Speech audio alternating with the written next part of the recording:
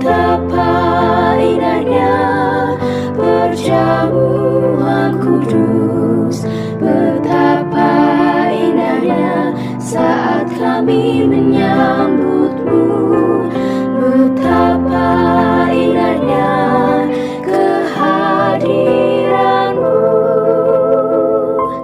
yang bertatap kuatkan iman kami.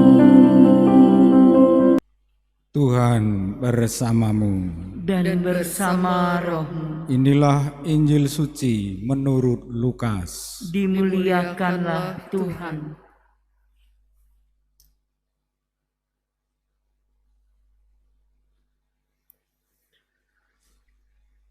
Pada suatu ketika Yesus sedang berdoa seorang diri.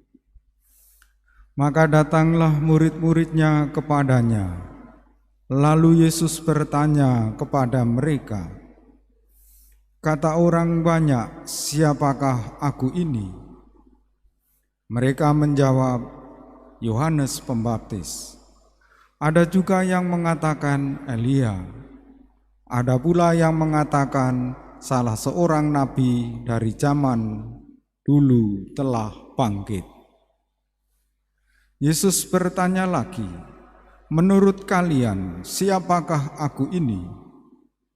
Jawab Petrus, "Engkaulah Kristus dari Allah." Dengan keras Yesus melarang mereka memberitahukan hal itu kepada siapapun.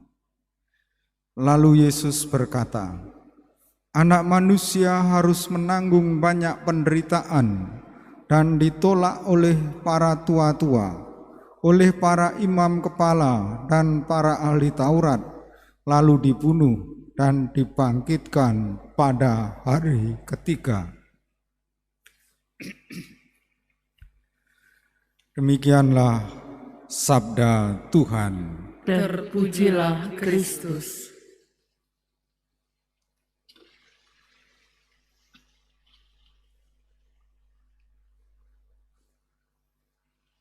Umat Allah yang terkasih, nada-nada pengharapan diperdengarkan lagi dalam kitab Nabi Hagai. Sisa-sisa kecil Israel yang kembali dari pembuangan diminta untuk membangun bait Allah seperti dulu pada zaman Salomo dengan segala kemegahannya.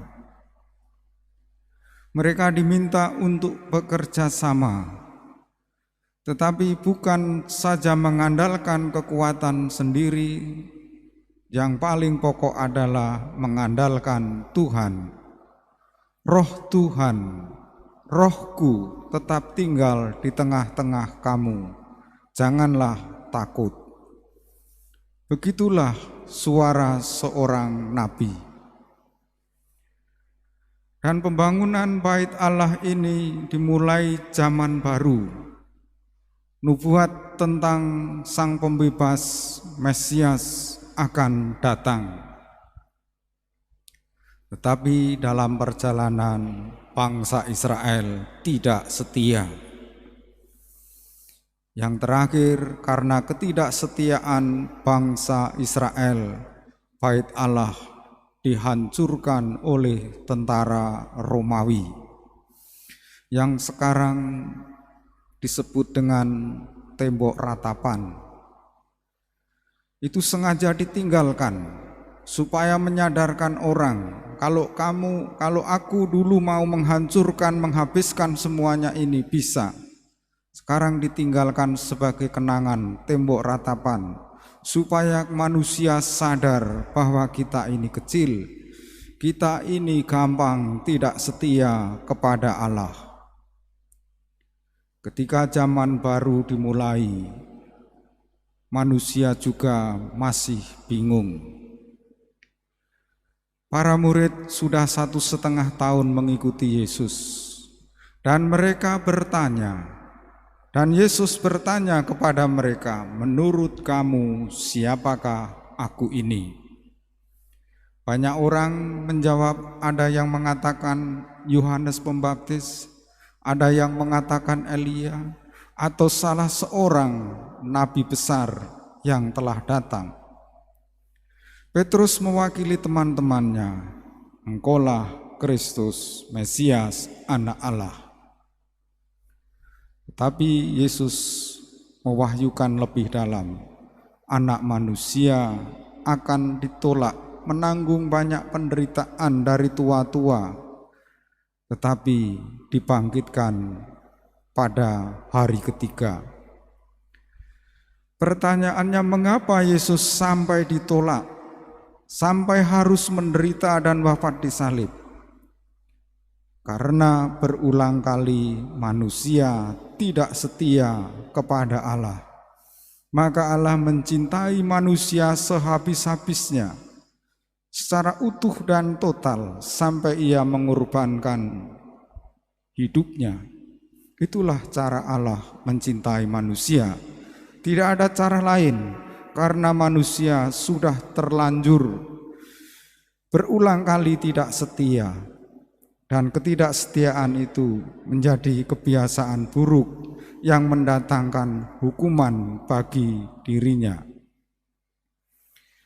Kalau kita mengimani Yesus sebagai Mesias, mari kita menjalin relasi yang mendalam, terus-menerus kepada Yesus, supaya hidup kita diperbaharui, supaya kita mengalami bahwa kita sungguh ditebus oleh darah-Nya yang kudus, sehingga kita bersyukur dan mampu setia karena Tuhan mencintai kita sampai wafat di salib.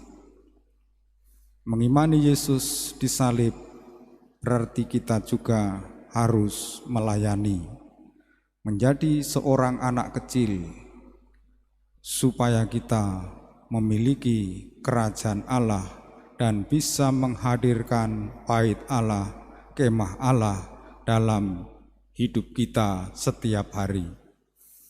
Betapa indahnya